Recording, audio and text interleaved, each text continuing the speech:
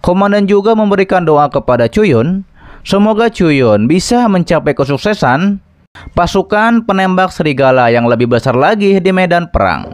Chuyun pun berlutut dan ia akan melakukan yang terbaik dan menerima gulungan perintah dari Departemen Militer.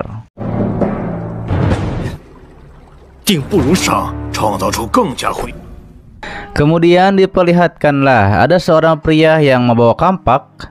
Nampaknya ia akan menyerang seseorang dan ternyata orang yang diserangnya adalah Yoyo. Kemudian Yoyo juga langsung menyerang orang tersebut hingga akhirnya terjadilah pertarungan di antara mereka berdua. Yoyo pun berhasil menghindari serangan kampak dari praktisi itu. Ia pun terus menyerang kembali. Namun Yoyo terpental beberapa kali oleh pria itu. Setelah pria kampak berdiam, terlihat ketika Yoyo menyerang, ia pun berhasil menghindari serangan kampak yang menancap di tanah. Hingga akhirnya Yoyo berhasil menyerang secara diam-diam kepada pria itu. Tapi ternyata pria tersebut memakai kekai atau penghalang yang membuat serangan Yoyo tidak berhasil.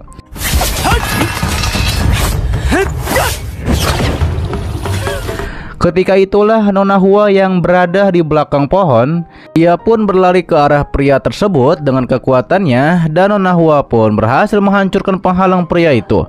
Namun pria itu ternyata memiliki pertahanan yang kuat. Setelah hal itu, giliran pria kampak yang akan mengeluarkan kekuatannya. Terlihat ia akan meledakkan kekuatannya yang sangat besar. Yoyo yang menyadari itu, ia pun menyuruh Nona Hua cepat menghindar. Saat itu Yoyo langsung refleks memeluk Nona Hua untuk menyelamatkan Nona Hua. Dan itu dari ledakan tersebut. Kemudian Nona Hua dan Yoyo pun langsung kabur dengan kekuatan mereka. Setelah itu dua orang lainnya menyerang kepada pria kampak. Terlihat dua orang wanita itu menggunakan teknik cengkraman jiwa dan rampasan jiwa. Lalu keluarlah dua avatar roh malaikat pencabut nyawa. Avatar roh itu akan menyerang pria kampak dengan secara bersamaan. Namun terlihat pria kampak berhasil mementahkan mereka.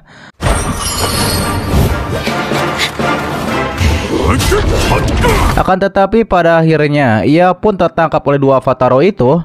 Lantas ketika ia ditangkap tersebut, ia pun mengeluarkan sebuah segel formasi yang berhasil mengalahkan dua wanita yang menggunakan teknik rampasan jiwa. Tapi setelah itu tiba-tiba saja kampaknya pun membeku. Hal itu membuat dia kesulitan mencabut kampaknya. Dan ternyata itu adalah Liu Xiang yang sedang terbang memakai kekuatan saljunya.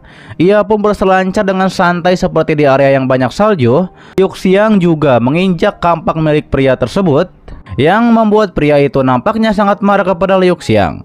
Karena Liu Xiang berani menginjak harta berharganya. Ia pun langsung menyerang Liu Xiang dengan tinjunya. Namun belum sampai tinjunya, tangannya pun sudah dibekukan dan seluruh tubuhnya tidak bisa bergerak dan akhirnya hancur oleh kekuatan Liu Xiang. Setelah itu Liu Xiang dan tim kembali ke arena. Ternyata Liu Xiang dan tim berhasil memenangkan pertandingan. Para murid pun menyebut Liu Xiang ternyata sangat kuat. Hanya dengan satu gerakan, Liu Xiang membekukan pria yang tadi yang adalah praktisi Nirvana tingkat 6. Tentunya Liu Xiang layak menjadi murid Supreme Emperor S. Kelihatannya di antara seluruh murid Akademi Jiu Xiao, Liu Xiang benar-benar nomor 1 dalam daftar peringkat surgawi.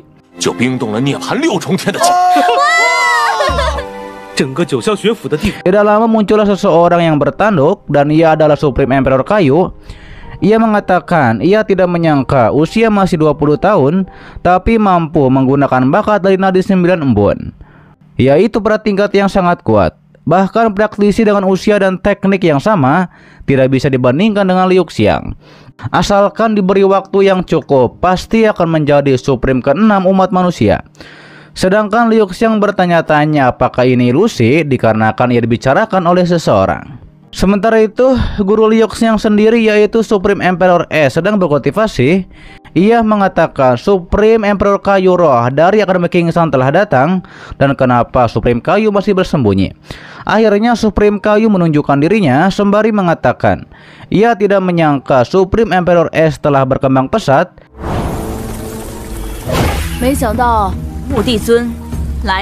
Ia pun bertanya bagaimana Supreme S bisa melihatnya melalui jurus Hidden Wood-nya hanya dalam waktu setengah tarikan nafas. Supreme Emperor S bilang tidak ada yang datang ke kuil Tiga Harta Karun tanpa alasan. Ditambah lagi Supreme Kayu datang sendiri dan ada urusan apa.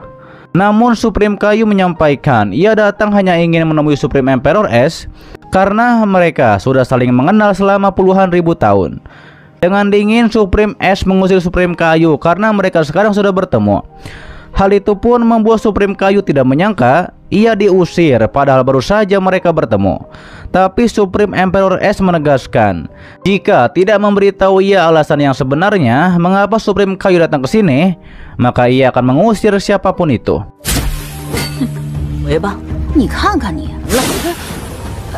Ternyata Supreme Kayu datang untuk melihat pertandingan Liu Xiang barusan. Dan Liu Xiang benar-benar layak menjadi murid Supreme Emperor S. Bakat dan kerja keras sudah pasti berada di puncak. Cepat atau lambat, Liu Xiang akan masuk ke ranah Supreme Emperor.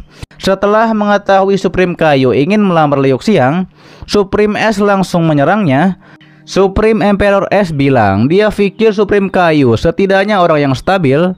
Ia tidak menyangka bahwa Supreme Kayu akan begitu tidak tahu malu.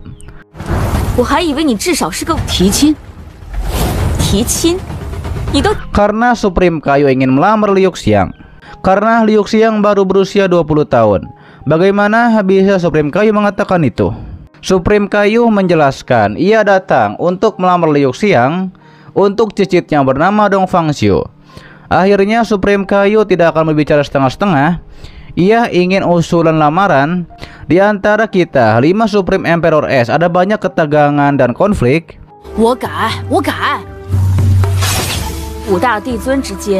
Jika Liu Xiang bisa menikahi Dong Fangxiu, itu akan sangat membantu meredakan ketegangan di antara kita, ucap Supreme Emperor S. Hanya saja Liu Xiang telah lama menikah. Baik tubuh dan pikiran telah menjadi milik orang lain. Ia khawatir tidak ada yang bisa ia lakukan. Supreme Emperor Kayu mengatakan biarkan anak muda memilih pilihan mereka sendiri. Kita sebagai orang yang lebih tua hanya perlu memberikan bimbingan pada waktu yang tepat.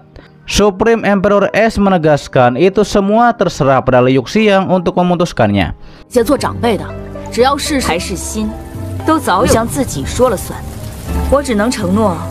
Sementara Chuyun sedang mengajari kakek-kakek tentang round formasi segel emas, adalah salah satu dari 5 round formasi besar. Umumnya digunakan untuk menggambar senjata ofensif. Itu dapat menghancurkan formasi pertahanan umum, tetapi terlalu kuat untuk dipatahkan. Dan sebagian besar senjata yang dibuat darinya bersifat sekali pakai. Sedangkan round formasi kayu azur adalah salah satu round formasi dasar, meningkatkan ketangguhan senjata, mengurangi kehausan dan kerusakan, juga bisa dipakai sebagai pelengkap dari round formasi segel emas. Sedangkan untuk round formasi api, formasi air, formasi bumi, masing-masing memiliki kelebihan dan kekurangannya. Pilihan dibuat berdasarkan kebutuhan dan karakteristik senjata. Setelah menentukan pilihan, kau harus terus menyesuaikan hingga mencapai efek yang diinginkan. Penelitian dan analisis 12 prasasti Dao dicatat di buku tersebut.